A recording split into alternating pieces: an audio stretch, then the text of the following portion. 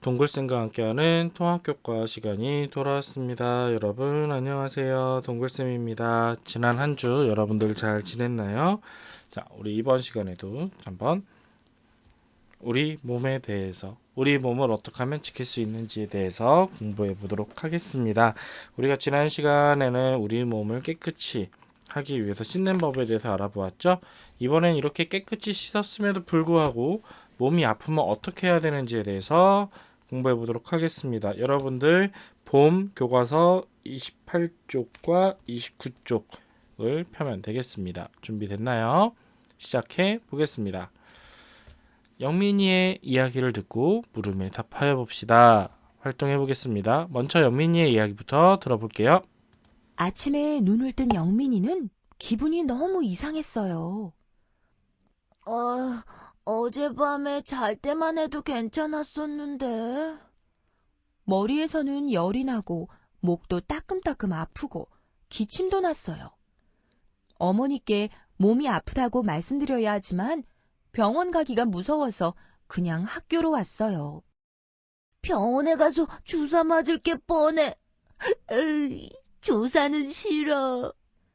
그런데 공부 시간에 머리가 계속 아프고 열이 났어요.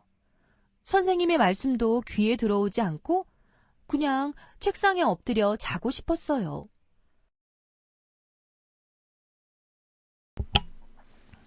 네, 우리 영민이 이야기 들어보았죠? 자신이 아픈 것을 알리지 않은 영민이에게 어떤 일이 생겼나요? 네, 공부 시간에 머리가 계속 아프고 열이 났어요. 머리 아프고 열 나면 너무 힘들죠. 앉아있기도 힘들 때가 있어요. 여러분이 영민이라면 어떻게 했을 거예요? 계속 안 아픈 척 했을 거예요? 네, 부모님께 알리고 병원을 갔거나 아니면 학교에 와서는 선생님께 말씀드리고 보건실에 가서 방법이 있을 겁니다. 여러분도 혹시 영민이처럼 몸이 아팠던 경험이 있나요? 넘어져서 팔을 다쳤을 때 부모님께 알리지 않고 상처를 제대로 치료하지 않았더니 흉터가 생겼어요. 네, 이런 다친 상처, 흉터, 약 제대로 안 바르고 하면요, 흉터 생깁니다. 이가 아팠 이가 아팠을 때 바로 치과에 가지 않으면 이가 더 썩어서 더 오래 치과 치료를 받아야 합니다. 그래서 이가 아프면 바로 말씀을 드리는 게 차라리 낫습니다. 선생님도 그랬거든요. 자, 오늘의 배울 내용입니다. 같이 읽어봅시다. 몸이 아프거나 다쳤을 때 어떻게 해야 하는지 알아봅시다. 우리가 아프거나 다쳤을 때 어떻게 하는지 한번 볼게요. 자, 몸이 아프면 안 좋은 점 뭡니까? 친구들과 놀고 싶어도 놀지 못하죠. 어떡합니까? 병원 가서 주사도 맞아야 됩니다. 선생님은 옛날 한 벌써 5년이 지났네요. 5년 전에 맹장 수술을 한 적이 있어요. 학교에서 그 당시 6학년 담임할 때인데 6학년 언니 오빠들 가르치다가 배가 너무 아픈 거예요. 그 선생님이 중간에 점심시간에 병원에 가서 치료를 받아도 급체 막 체한 거래요. 근데 약을 먹고 있다가 배가 계속 아픈 거예요. 그래서 도저히 수업 못하고 보건실 가서 끙끙 앓다가 너무 아파서 병원을 가서 CT라고 해서 정밀 검사를 받아봤어요. 맹장이래요. 그래서 맹장 수술을 했는데 와 정말 일주일 동안 먹고 싶은 것도 못 먹고 계속 죽만 먹으니까 막 선생님이 제일 좋아하는 음식들이 생각나더라고요. 선생님 여러분도 그런 경험 있었을 거라 생각합니다. 자, 아프거나 다쳤을 때 어떻게 해야 하는지 알아봅시다. 첫 번째, 집에서입니다. 어떻게 됩니까? 부모님이나 집안의 어른께 알립니다.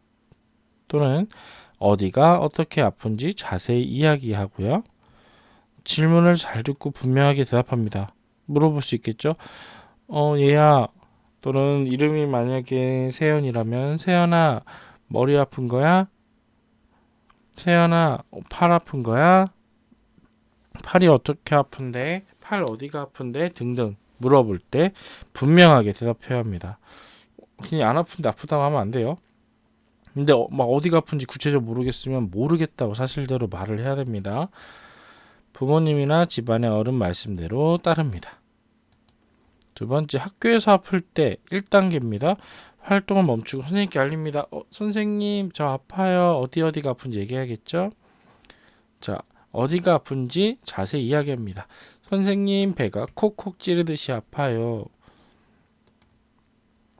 질문을 잘 듣고 분명하게 대답합니다. 언제부터 아팠니? 오늘 아침부터 아팠어요. 언제부터 아팠니? 이러면 안 됩니다. 자, 선생님 말씀대로 따라서 일단 보건실에 가야겠죠. 그래도 아프면 부모님께 연락해서 병원을 가야겠고요. 놀이터에서 다쳤을 때 어떡합니까? 전화가 있으면 전화로 알립니다. 친구가 구름사다에 떨어졌어요. 빨리 와주세요. 라고 부모님에게 연락하거나 선생님에게 연락하거나 119에 연락하면 되겠죠. 핸드폰, 전화가 없으면 어떻게 하냐면 가까이 계신 어른, 학교라면 학교 놀이터였다면 학교 얼른 가서 선생님께 알려야 되겠고요. 동네 놀이터라면 동네 인근 어른들에게 얼른 알립니다. 길에서 다쳤을 때는요. 119에 연락해서 도움을 요청하고요. 전화가 없으면 가까이 계신 어른께 알리도록 합니다. 네.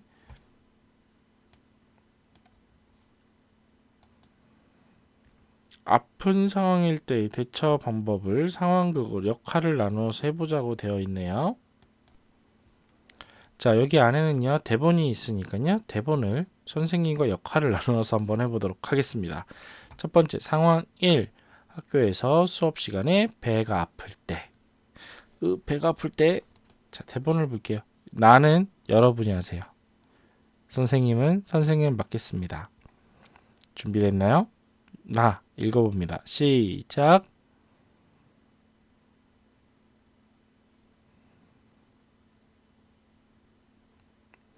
그래? 언제부터 아팠니? 어떻게 아프니? 힘들겠구나. 어서 보건실에 가보자.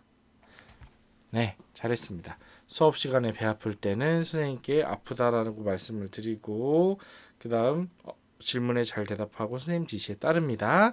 다음 두 번째, 구름 사다리에서 떨어져서 다쳤을 때 대본 보겠습니다. 나는 여러분이 하세요. 선생님이 친구할게요. 준비 들어볼까요? 여러분들 시작. 영민아, 괜찮아? 우리 엄마를 모시고 올까?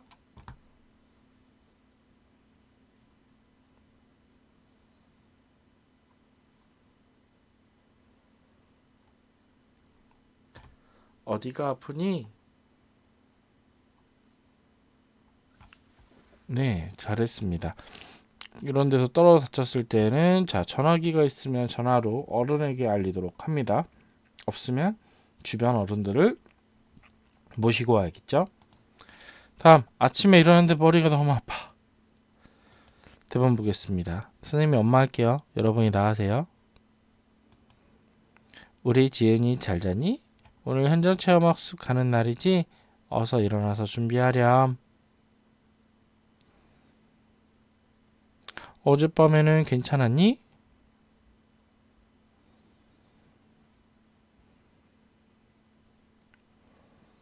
오늘 현장 체험학습은 못 가겠구나. 선생님께 연락드리고 병원에 가보자. 네, 엄마. 네, 여러분이 해야 되는데. 자, 이렇게 부모님께 알리는 겁니다. 운동장에 넘어져서 손목이 아플 때. 와, 손목이 아플 때 잘못 손 집으면 당연히 손목이 아프겠죠. 선생님이 지난 시간에 왜 선생님도 손목뼈에 금이 가서 아팠다고 한 적 있었죠? 그때 선생님 달리기 하다 넘어졌을 때 손을 잘못 짚어서 이렇게 됐었어요. 자, 대본 보겠습니다.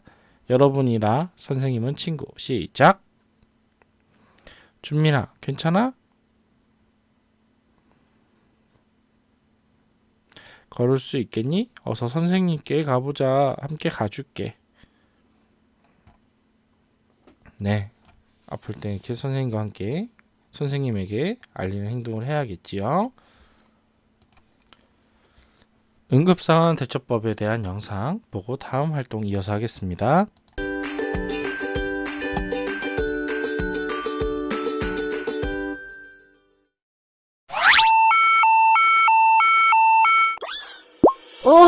응급 상황이 발생했군요.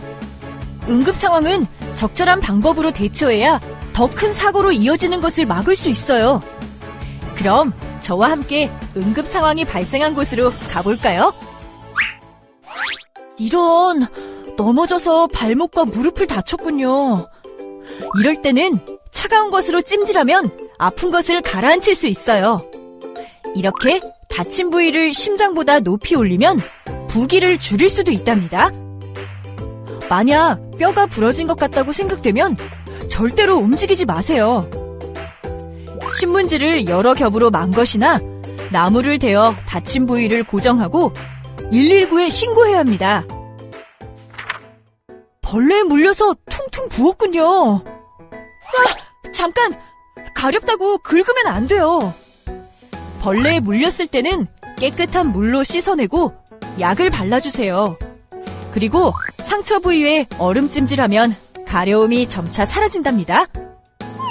벌에 쏘였을 때는 어떻게 해야 할까요? 먼저 빳빳한 카드로 살살 밀어서 벌침을 빼내고 비눗물로 상처 부위를 씻어주세요.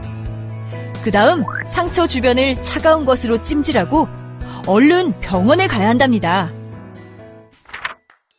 벌레가 귀 속으로 들어갔어요. 이럴 때 귀를 파거나 머리를 세게 흔들면 벌레가 더 깊숙이 들어갈 수 있어서 위험해요.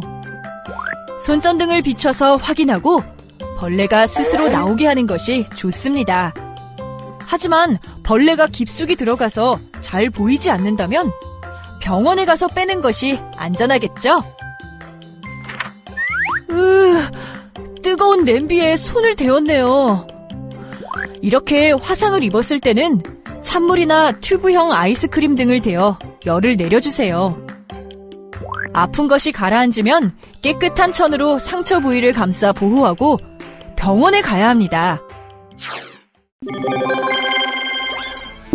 앞으로는 응급 상황이 일어나도 당황하지 말고 침착하게 올바른 방법으로 대처하고 119나 주위의 어른에게 도움을 청하는 것 잊지 마세요.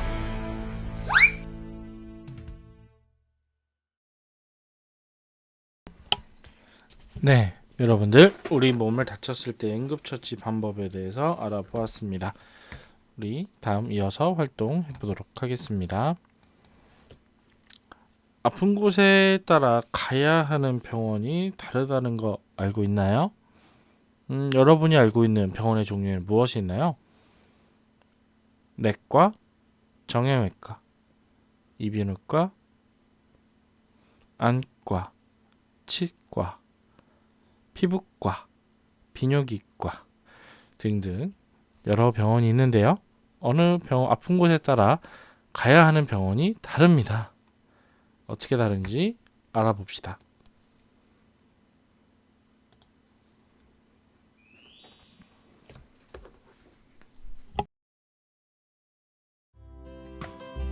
아이고, 몸이 너무 아파요.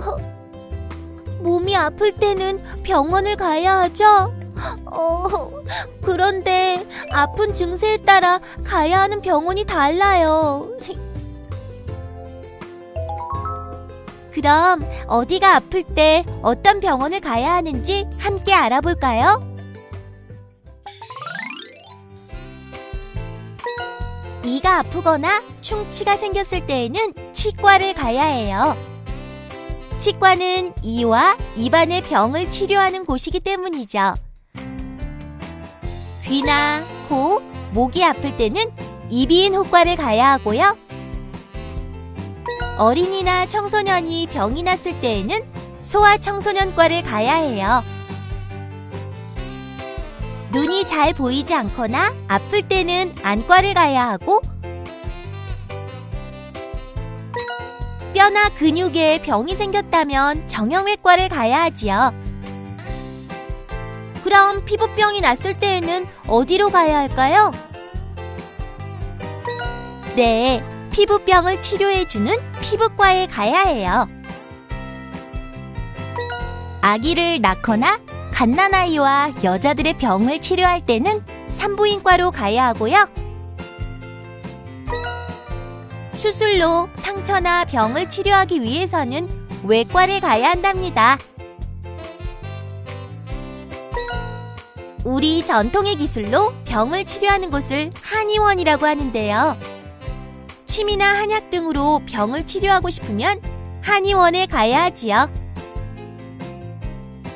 자, 여러분도 이제 아픈 증세에 따라 어떤 병원으로 갈지 알 수 있겠죠? 네, 여러분들 아픈 상황일 때마다 가야 하는 병원이 다르다는 거 알게 되었죠? 여러분들 아플 때 알맞은 병원 찾아가도록 하면 될 것 같습니다. 자, 그래서 여러분들 정형외과는 뼈 다쳤을 때, 치과는 이가 아플 때, 안과는 눈이 아플 때, 소아청소년과는 우리 여러분과 저 어린이들이 가는 곳이겠죠? 이비인후과 귀와 목이 아플 때 가면 좋겠습니다. 우리가 흔히 그냥 감기 걸리거나 배 아플 때에는 내과를 가게 되는 거죠.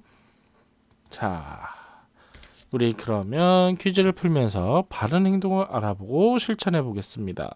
그럼 퀴즈를 한번 풀어볼까요?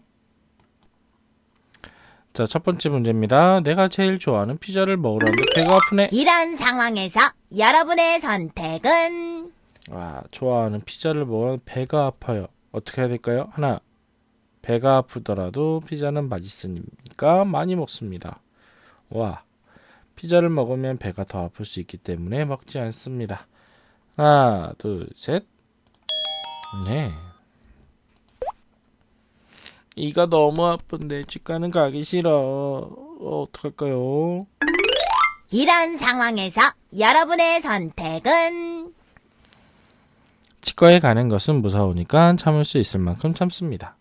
제때 치료하지 않으면 나중에 더 아프기 때문에 바로 치과에 갑니다. 하나, 둘, 셋. 그렇죠. 수업 시작할 시간인데 배가 아프네. 어떡하지?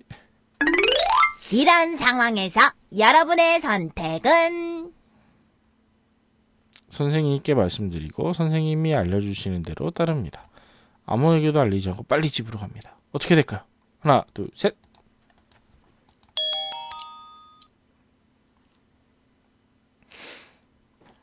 네, 여러분. 자, 지금까지 우리 몸이 아플 때에는 어떻게 해야 되는지 알아보았습니다. 자, 여러분들 수고했고요. 우리 다음 주에 만나겠습니다. 안녕.